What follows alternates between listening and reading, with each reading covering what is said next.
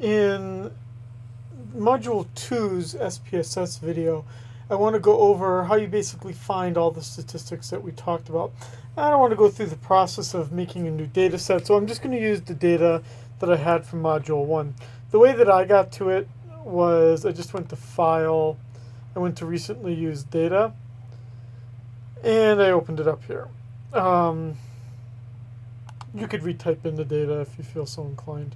Okay, so let's go to to Analyze, to Descriptive Statistics and Frequencies.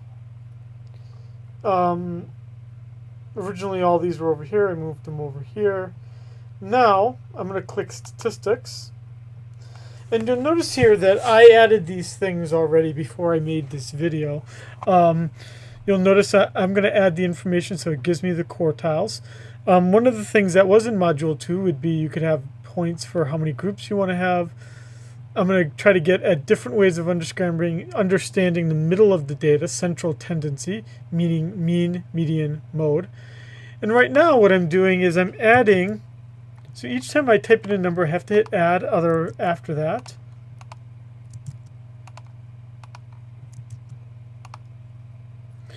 And so now I have all these percentiles listed.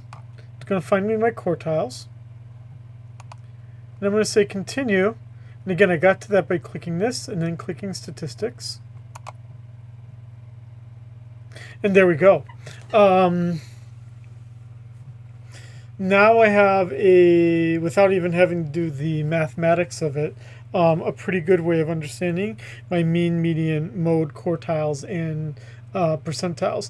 SPSS will work great for you on the exam and on the homeworks for checking your work for any of these things. Now, let's go back to this frequencies charts. And you can see here I can make my histograms.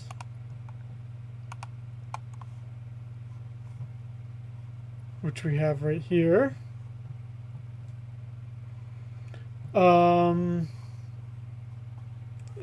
Basically, once you type the data in, even on the exam, you should pretty quickly be able to type in any data you need, and you can calculate these things.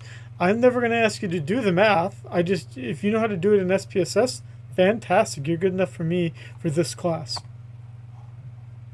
Okay, I know this is a rather short video. There is the SPSS book that's now posted online in La Lima, but again, I'm making these videos just so you have a quick way of going in and finding out how to do things with SPSS.